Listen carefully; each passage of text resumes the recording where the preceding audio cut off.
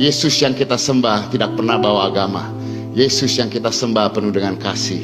Yesus yang kita sembah bisa kita dengar, bisa kita alami, bisa kita temui, bisa kita rasakan. Saya pakai analogi selalu seperti ini.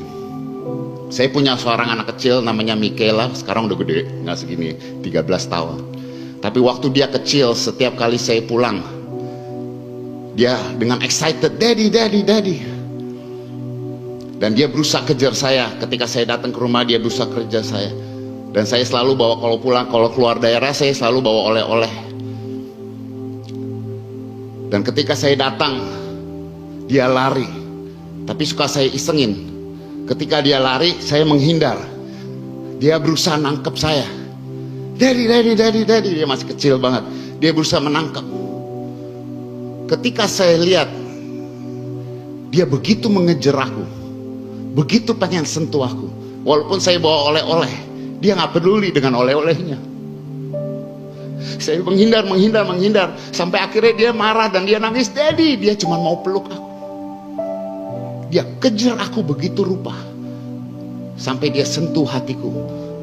Bukan apa yang aku bawa, tapi dia mau aku, bapaknya.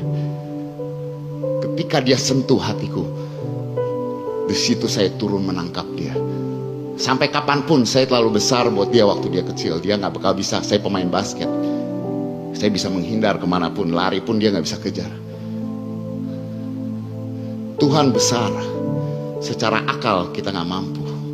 Tuhan Yesus turun datang. Yang datangin kita, dia yang datangin kita.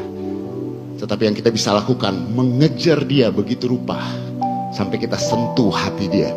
Sampai dia gak tahan untuk turun dan dia bilang, "Ini anakku." Begitu rupa dengan gaya hidup kita. Bukan agama, bukan secara agamawi. Kita semua sampai kapanpun akan hidup dalam tubuh yang fana, tubuh yang dosa. Daud berdosa. Daud dosa luar biasa, kita semua tahu ceritanya.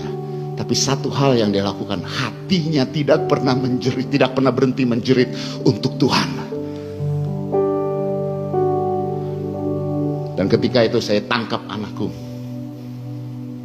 Dia tidak datang untuk oleh-oleh, tapi dia ingin berjumpa denganku. Saya percaya bahwa Tuhan bisa kita jumpai. Itu saya ngalamin dalam hidup saya.